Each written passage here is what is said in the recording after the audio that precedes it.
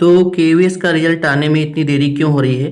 क्या कुछ बड़े कारण हैं जिनकी वजह से जो केवीएस है उसका रिजल्ट आउट नहीं किया जा रहा है? और साथ में ही बच्चों के और भी बहुत सारे प्रश्न थे आपके, जैसे कि कैटेगरी की सर्टिफिकेट या डीओबी या नेम एरर या फिर कलर ब्लाइंडनेस, इस तरीके के बहुत सारे प्रश्न बच्चों के आए थे।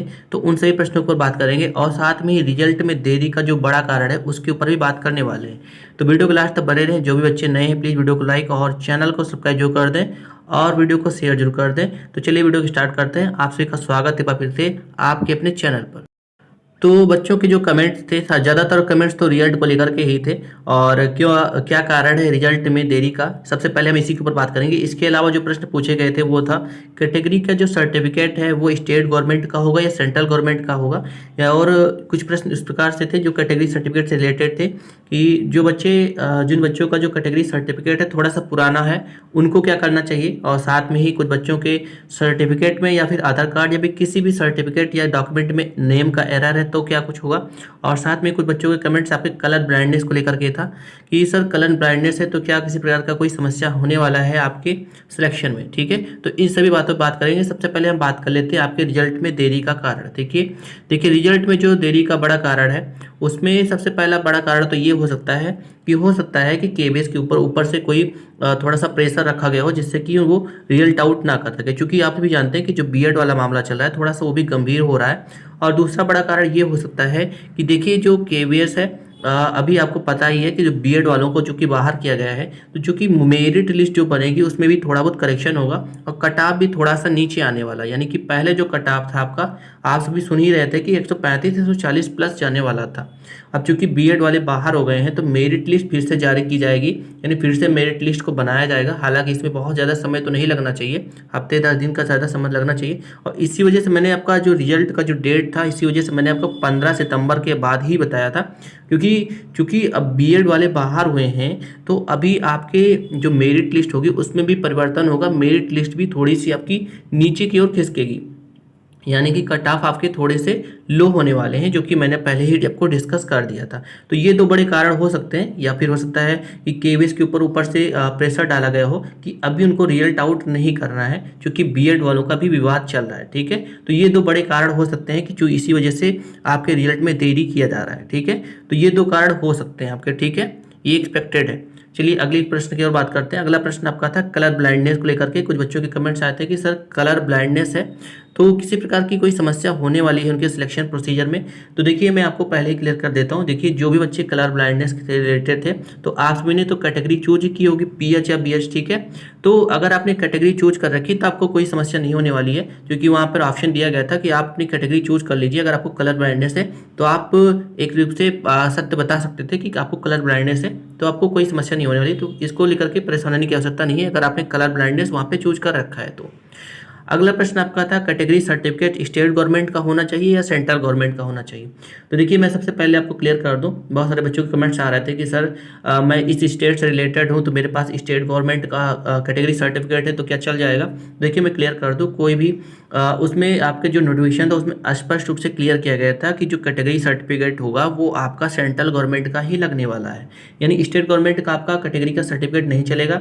अगर आपने नहीं बनवा रखा है तो प्लीज़ अभी के अभी आप अप्लाई कर दीजिए। हो सकता है कि अभी थोड़ा सा समय लगे आपके रिजल्ट आउट होने में, तो तब तक हो सकता है आपका बन जाए। ठीक है, और स्टेट गवर्नमेंट का नहीं लगने वाला है। जो भी बच्चे कमेंट कर रहे थे मैं पहले क्लियर कर दे रहा हूँ। ठीक है, आप किसी भी स्टेट से रिलेटेड है, केवल सेंट्रल गवर्नमेंट का ही कैटेगरी सर्टिफिकेट लगने वाला है। ठीक है, तो ये चीज़ आपको क्लियर कर लेनी है। चलिए अगले प्रश्न की ओर बढ़ते हैं।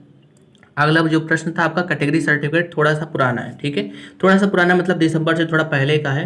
ठीक है, तो उन बच्चों को क्या करना चाहिए। देखिए अगर आपका कैटेगरी सर्टिफिकेट थोड़ा सा पुराना है, यानी ज़्यादा नहीं थोड़ा सा, यानी नवंबर का है अक्टूबर का है, इस तरीके से ज़्यादा नहीं, कुछ महीने का या कुछ दिन पहले का है, तो आपके लिए केवल एक ऑप्शन ये बनता है, या फिर आप कैटेगरी सर्टिफिकेट या फिर आपके पास नया हो तब चल सकता है, या फिर आपको एक कोर्ट से जाकर के आप एफिडेविट बनवा लीजिए। ज़्यादा नहीं, केवल 150 रुपये का लगेगा। ठीक है, स्टाम्प पेपर पर किसी भी एडवोकेट से। ठीक है, उस पर आप लिखवा लीजिए कि जो आपका कैटेगरी सर्टिफिकेट है थोड़ा सा पुराना है, 15 दिन या 1 महीने पुराना है, तो आपका काम चल जाएगा, ठीक है। लेकिन ज़्यादा पुराना होगा तब नहीं चलने वाला है, ठीक है। महीने, 1.5 महीने या 15 दिन के आसपास का होगा तब आपका चल जाने वाला है, ठीक है। तो ये कैटेगरी सर्टिफिकेट के लिए सोल्यूशन था। अगला जो प्रश्न आपका है सर्टिफिकेट नेम एरर, ठीक है।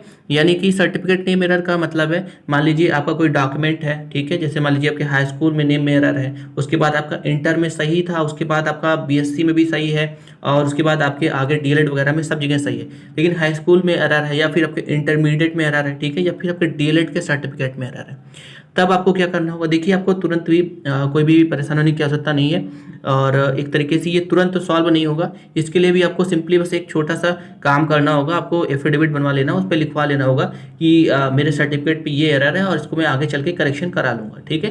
तो ये आपके लिए ज़रूरी है। बाकी इसके लिए कोई परमानेंट सोल्यूशन आपके लिए अगर होना है तो उसके लिए थोड़ा सा समय लगेगा, ठीक है। तो तुरंत परेशान होने की आवश्यकता नहीं है, आपको सिंपली एक एफिडेविट बनवा लेना है, और इसके अलावा और कोई सोल्यूशन नहीं होने वाला है, ठीक है। और चूंकि अगर आप करेक्शन कराना चाहते हैं तो कोई भी सर्टिफिकेट में अगर आप नेम करेक्शन कराना चाहते हैं तो उसमें एक लंबा समय लगता है, महीने, 2 महीने या 3 महीने के समय भी लग जाते हैं, और कभी कभी तो और भी अधिक समय लग जाता है। तो ठीक है, बाकी सर्टिफिकेट में नेम एरर है तो आपको एक एफिडेविट बनवा लेना सिंपली से, ठीक है। छोटा सा कार्य आपको कर लेना होगा। अगला प्रश्न था आपका आधार में एरर है, ठीक है।